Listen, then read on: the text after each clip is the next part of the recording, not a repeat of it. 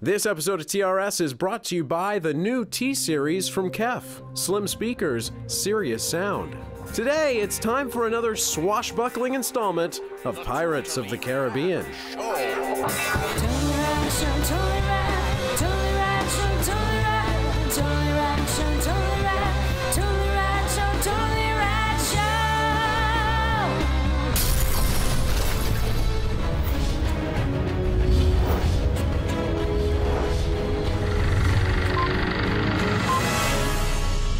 Today in movies, we are talking about Pirates of the Caribbean 4 on Stranger Tides. Booyah! This time around, Johnny Depp is back. The Orlando Bloom and her, Keira Knightley, are not. Yep. So Johnny Depp returns as Jack Sparrow. He and Barbossa, played by the lovely Jeffrey Rush, embark on a quest to find the elusive Fountain of Youth, only to discover that Blackbeard, played by Ian McShane, and his daughter, played by Penelope Cruz, are after it as well. This one's based on a book. Are you about to say that? It's based on the book by Tim Powers. Right, but it's not a Pirates of the Caribbean book. It was a, yeah. Go ahead. No, what, that. I've never seen a movie with more inspired by, based on, we kind of thought this would be appropriate. This is the first of this series not directed by the guy who helped create it, Gore Verbinski. This is from costume, period, epic aficionado Rob Marshall, who brought us Chicago, Memoirs of a Geisha, and most recently, 9. And it's, it's shot in 3D. That was the other big thing. Shot in 3D. We saw it in 3D. Alex? Yes. What'd you think? Hey. Well, first off, the shot in 3D thing is really important. We've just come off the heels of seeing Thor. Which we all recommended not seeing in 3D. Not seeing in 3D because it was converted.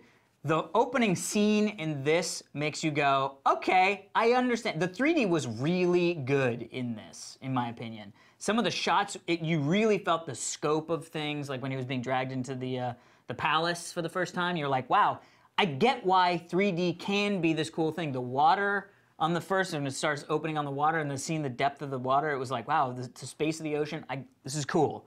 So really, really enjoyed the 3D stuff.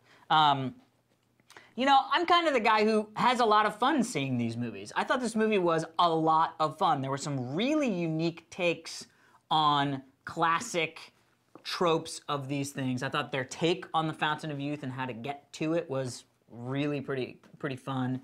You know, it's chock full of great acting. You know, the action stuff is sort of always a little bit sort of plug and play, you know what I mean? Like, sword fight happens here, and then this cool moment thing happens. But for the most part, the sort of wide shots are just slam, slam, smash, smash, smash, and then it's like, let's do this cool one concept of a action bit here, and then go back to the smash, smash, smash wide. So it's not really a big action thing, but you know, I thought the comedy was fun. I thought it was fun to see the characters. People adore these characters. I mean, adore these characters. In our screening, there were like cheers when characters would be on the screen again, and you know, it was a fun ride. Is it a great movie? No, it's not a great movie. But was it a fun ride to, you know, have fun on? Yeah, I felt swashbuckly. Well, you are factually correct, sir. It is indeed a fun ride. Jeff, did you have fun on this ride? At Disneyland it is. Yeah. Here in the movie theater, not so much. You know how Family Matters started, and it was this show about this family, and then all of a sudden there's this side character named Urkel who, people love him. Well, you know what? And those a few seasons in, it starts turning into, well, it's really a show about Urkel, and I would argue not to the show's credit, not to the detriment of the show. Right. This is the situation we have with Pirates. Yes, Johnny Depp is a lot of fun. Yes, he's a great actor. Yes, his character is ridiculous and over the top, but he should not be the star of this show. He should be the wacky side character that causes chaos with our main character's story. That steals the scene. Exactly. Doesn't bribe the scene. Exactly. That was a good one. You're making new things. I thought this movie was abysmal. I did not have fun. I never use this word, but it is boring. Boring. You never use that word? I hate that word. It's one of my least favorite words. When I was a kid, I was never allowed to say that word because my parents would always say, "We'll give you something to be bored. You know, you're bored. We'll give you something to do." You know, which meant chores. But this movie, I was fighting to stay awake. And we are on record having reviewed the second and third movies as I did not like them at all. But at least with those movies, there's spectacle. There's a size and scope and epic nature to things that is completely missing from this movie. There's a cool mermaid scene that is kind of cool. But other than that, almost everything is really underwhelming, and almost all of the big action sequences, I would venture to say all of the action sequences, almost all of the movie happens at night, in the dark, where you can't see anything. And there's some cool stuff that's supposedly happening, but you can barely see it. And it reeks of, we didn't want to spend the money to make the effects look good enough in the daytime. We can just put it at night, and you can just half see it, and it'll be fine. Or production design, or whatever. It's just limited. Yeah. And everything feels small scale, small scale, small scale, where the sort of staple of the Pirates movies was huge scale, of a boat in a huge, whirlpool going down to fight on that. There's nothing even remotely like that in this movie. It's all small scale stuff, and I was just so bored. I feel, yes. I think what you're saying, I think for me, my takeaway, what was missing was what Gore Verbinski brought to it, which was atmosphere. And that came in large part from his incredible cinematography and production design. And the cinematography in this movie is very underwhelming. And as you guys have said as well, the action scenes, I agree with you 100%. This has been my problem, even though you make a good point that at least there was some sense of spectacle in the others. But even in all of them, it's always just guys waving swords. There's never been clever choreography. Yeah. It's always been guys waving swords. The cleverness comes into where they are standing, holding their swords, waving at each other. And in this movie, they're standing on barrels that collapse. And it's like, that's not what is fun. I mean, what a squandered opportunity to have incredible fight sequences. If there was any fight sequence that reached the seconds in Sucker Punch, where they're using the guns melee thing. And it's bizarre too, because like the way that there's a moment in this movie where the guards are chasing after Johnny Depp, and Johnny Depp runs by, the guard takes his gun and sword, puts it on the table, and then keeps going. Like, what? The only reason why that's there is for Johnny Depp, and everything in the movie is like, the entire plot is like that, where it's all an excuse to get somewhere. None of it is motivated by, I mean, you couldn't defend that action as an actor, as a director, as a writer. I don't, and it's all like that. And I don't understand why these movies are so complicated. Why? Right. I mean, why is the plot so dizzying? It's a I completely agree with you. pirate movie. It makes me completely tune out. Yeah. It's what do you gain from having this, like, and this person is connected to that person, and this thing, and that? I mean, like, who cares? Like, really? Yeah. I mean, but you're right that people, care. I mean, people really do love these characters that charm the pants off of them. My pants were sometimes firmly literally, buckled on. and then they put pantaloons back on and dress like them. Even Johnny Depp, I just don't get. I'm lost on that mystique. But it just ends up, not for me. He's always aloof and sort of disconnected, which works as a side character, but when he's your main character, there's no stakes because that character is never really invested. He's always just sort of like bumbling his way through, and he is never concerned about his own safety.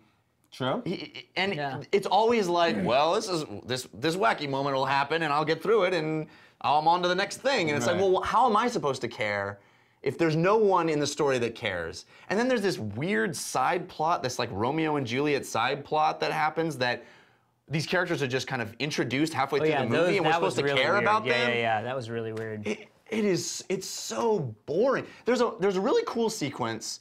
The first time we see Ian McShane with the ropes attacking the guards, but again, in the dark, I can barely see it. And you're wearing 3D glasses. Yeah, even darker. Right. I had sunglasses on, so. So that's why you love the movie so much. I loved it. I barely saw it. What you were hearing was great. Oh, it wasn't an audiobook? Right. So once again, I mean, this may have been more enjoyable than the third This Pirates, one to me was way more so enjoyable than the third. Convoluted, but not as good as the first.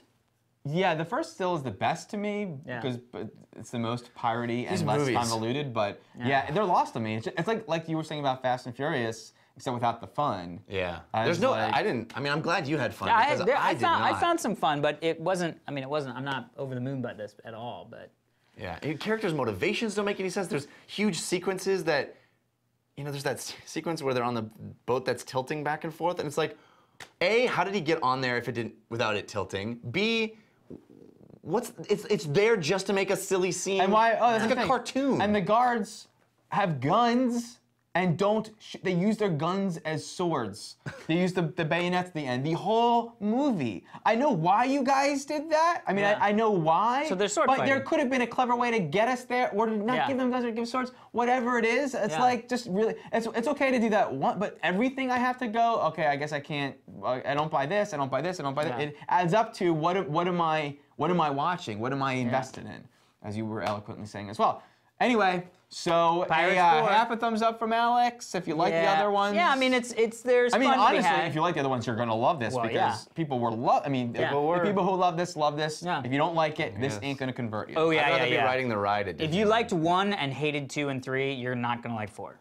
Agreed. All right, everybody, remember to stick around for This Day in Rad History, but first we want to thank our sponsors. Today's episode is sponsored by KEF. For those of you who don't already know, KEF has been designing and engineering high-end, innovative loudspeakers in the UK since 1961. These people know how to make some high-end, innovative loudspeakers. And they have now pushed the envelope even further, making a truly thin loudspeaker. The stuff we're talking about is 1.4 inches thin. Whoa. It's the new T-Series from KEF. They look want that. incredible. Can I have They one of those? Sound amazing. Please? You can. They're available want for that. purchase. Not only are they available for purchase, but KEF is going to be giving away 1 set of T-Series speakers. All you have to do is follow them on Twitter, and you're already entered to win. It's that easy. Just follow them now at KEF_direct. And you'll be automatically entered to win a T105 fully 1.1 surround system. It's a giant. right here! It's a giant speaker in the middle of the room, emulating 5.1. No, the T105 is a full 5.1 surround sound home theater system. They're doing the drawing, the first winner on May 31st. So get your followings happening. The Yeah. speakers, by the way, retail cost $1,500. So these are serious speakers. You want to break you off a piece of that Kit Kat bar. If you're on Twitter, you probably want to go ahead and just start following them right now. Again, that's at KEF Direct.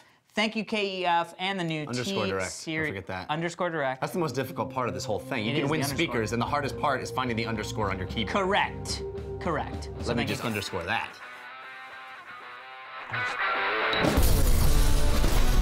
Check us out tomorrow when we play What Is That?